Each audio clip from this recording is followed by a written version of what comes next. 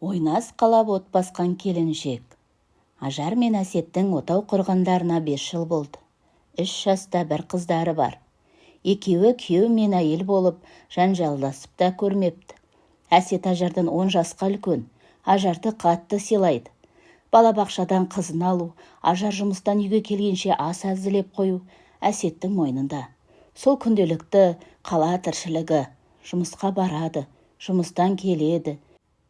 Жас ерекшеліктерінен болар. Әсет шақырған жерге бара бермейді. Қызына қарап үйде қалады. Ылғи Ажарды жібереді. Ажарды осы күнделікті өмір жалықтырды ма? Жұмыстан кейін құрбыларымен көңіл көтеріп отыратынды шығарды.